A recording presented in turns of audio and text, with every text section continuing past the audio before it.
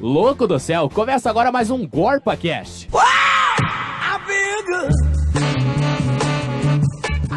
Salve, salve, meu querido ouvinte.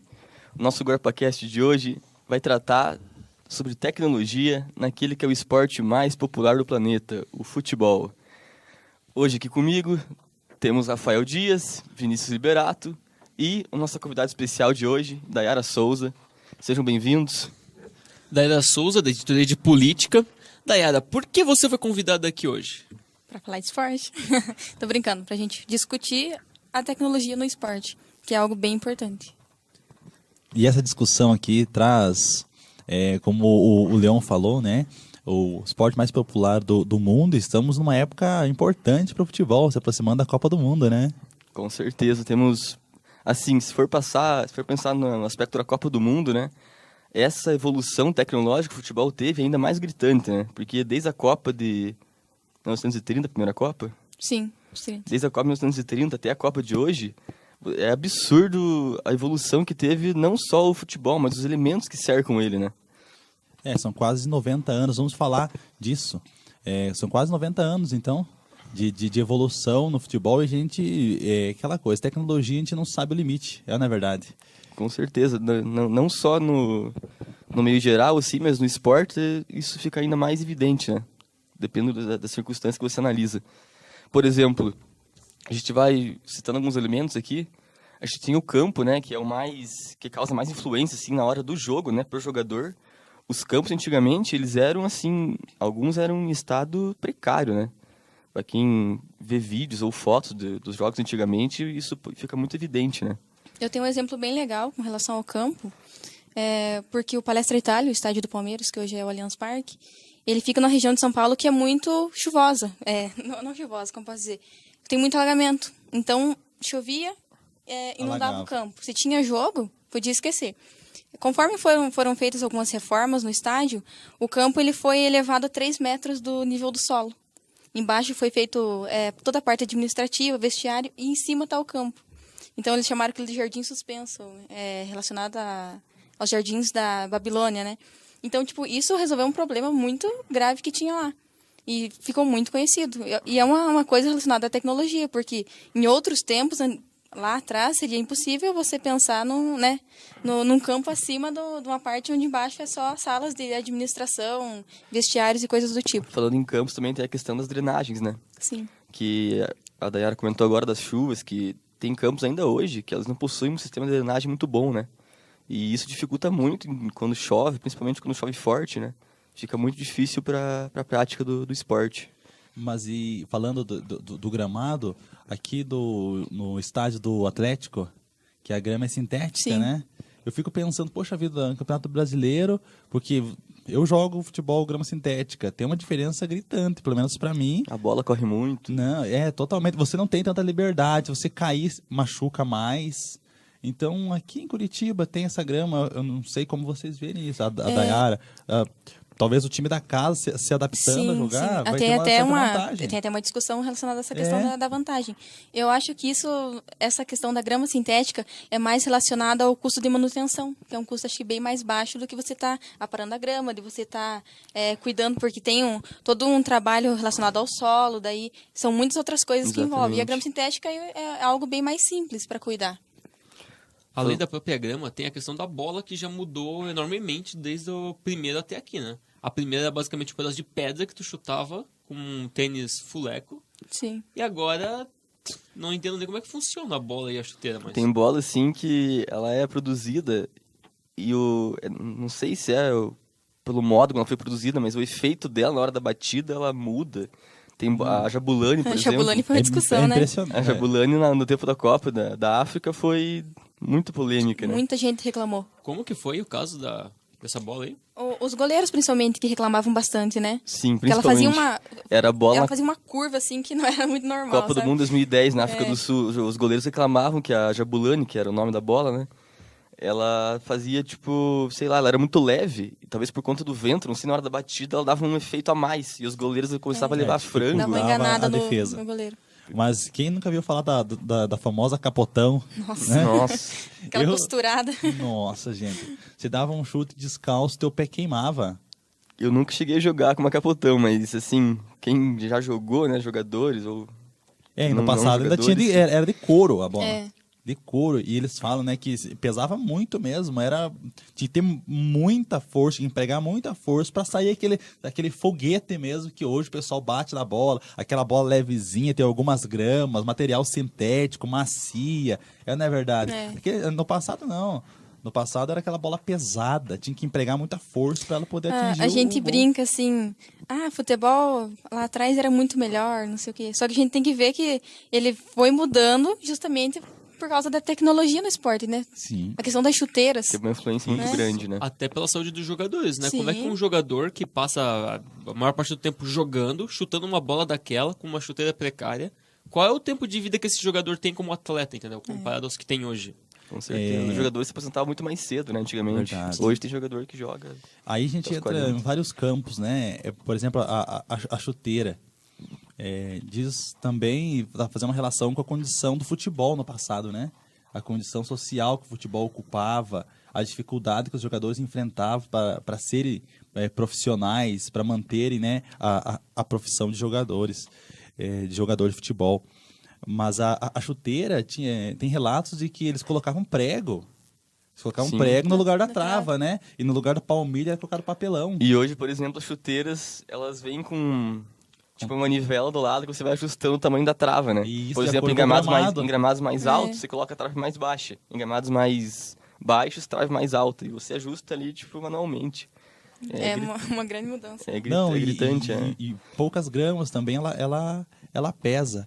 Então, isso não querer comparar o futebol de hoje com quem foi o melhor. Cada um teve a sua época, não é verdade? É. Não sei se a Dayara concorda Não, comigo. concordo. Você tocando nesse assunto, eu lembrei agora da declaração do nosso querido Renato Gaúcho, Renate, treinador do Grêmio de Porto Alegre.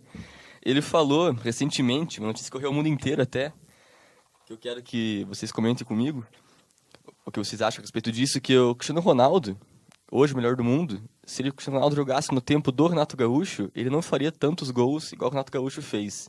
Por que ele falou isso? Porque ele falou que, além do salário ser muito mais baixo, os campos eram piores, as chuteiras eram piores, a bola, enfim. O que vocês acham a respeito disso? Vocês concordam, por exemplo, que antigamente era mais fácil ou mais difícil jogar futebol, ou atualmente é mais fácil ou mais difícil? O que vocês acham a respeito disso? Cara, eu acho que assim, se ele fez mais ou menos gols é irrelevante. O que importa é quantos ele fez a mais ou a menos em relação aos competidores dele.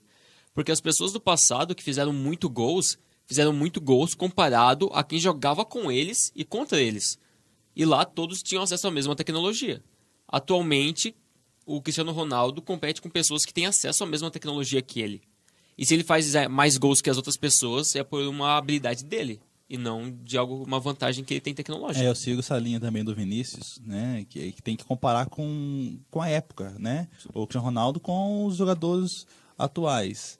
Mas, claro, que você tem um amparo histórico, por exemplo, no sentido de que os LES já estão preparados, não é verdade? É. Então, você olha, por exemplo, os jogadores do passado, você aprende.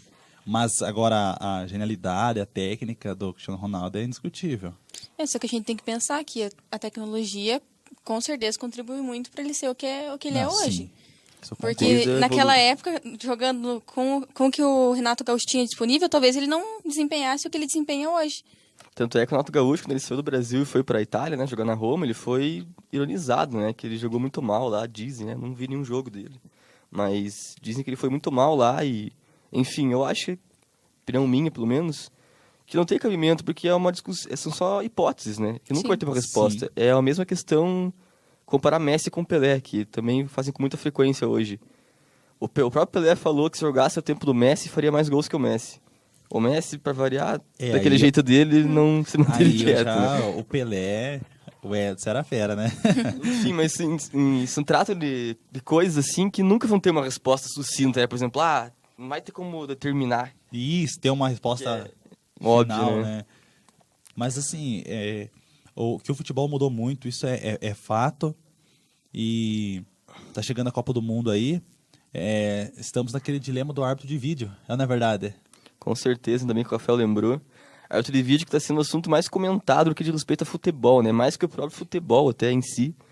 Principalmente nesse ano de 2018 aí, ano de Copa, e que os campeonatos estão... alguns já adotaram, outros estão analisando.